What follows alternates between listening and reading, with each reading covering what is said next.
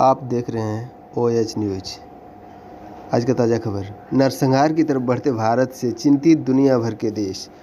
अंतर्राष्ट्रीय संस्था की ओर से रवांडा की तरह भारत में नरसंहार की चेतावनी।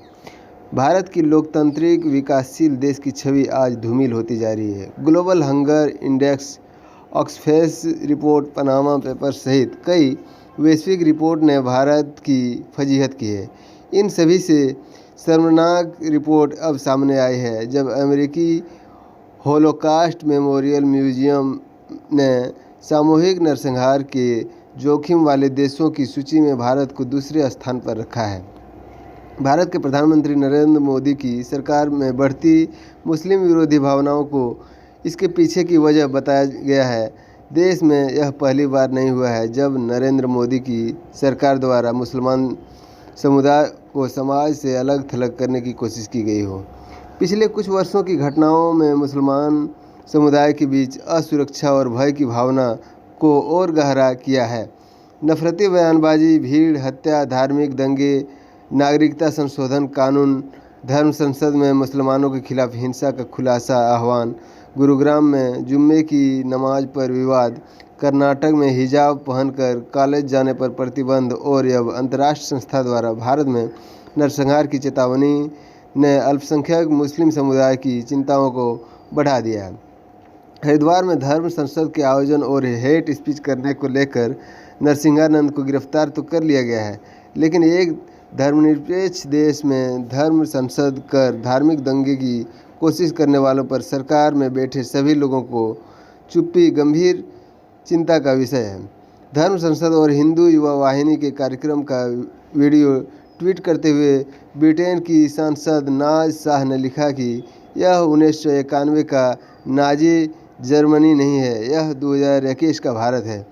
मुसलमानों को मारने की अपील की जा रही है। यह अब हो रहा है जो इसे अतिवादी समूह कह रहे हैं। उन्हें पता होना चाहिए कि हिटलर ने भी शुरुआत ऐसे ही की थी। मोदी राज में मुसलमानों के साथ भेदभाव की एक रिपोर्ट फ्रांस की न्यूज़ एजेंसी AFP ने भी प्रकाशित की है। AFP की रिपोर्ट में कहा गया है कि यहाँ नमाज के लिए जगह नहीं है। गुरुग्राम में जगह के कारण मुसलमान खुले में नमाज नहीं पढ़ पा रहे हैं। 2014 में मोदी के आने से कट्टर हिंदूवादियों को प्रोत्साहन मिला है और इन्हें लगता है कि यह हिंदू राष्ट्र है, यहाँ मुसलमानों के लिए जगह नहीं है।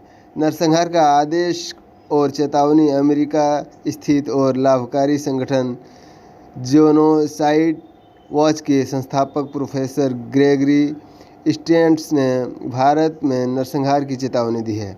उन्होंने कहा है कि मुसलमान समुदाय इनके शिकार हो सकते हैं।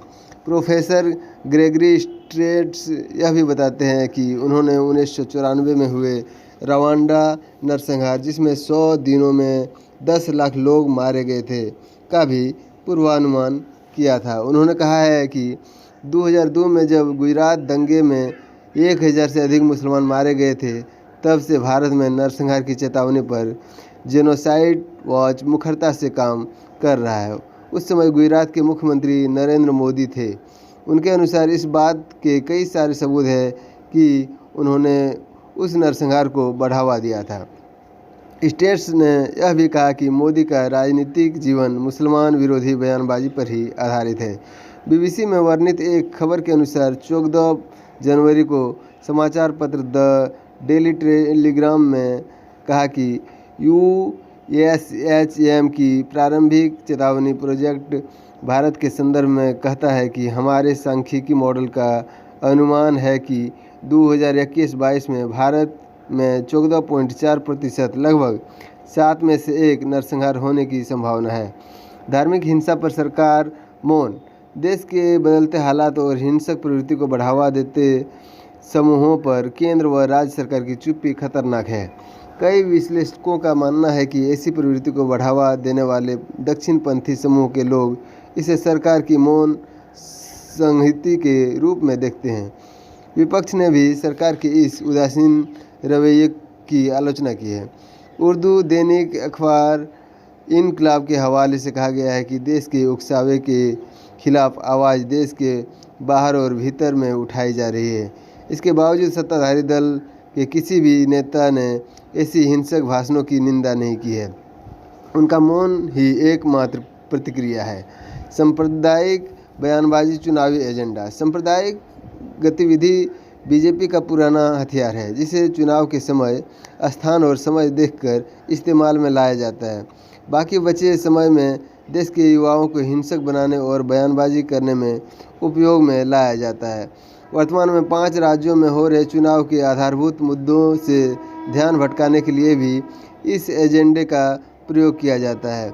बहरहाल, नरसंहार कोई घटना नहीं है, बल्कि यह एक प्रक्रिया है जिसके लिए वर्षों से ज़मीन तैयार की जाती है। हाल में आई जेनोसाइड वॉच की रिपोर्ट के अनुसार भारत में यह जर्मनी ज़मीन 2002 के समय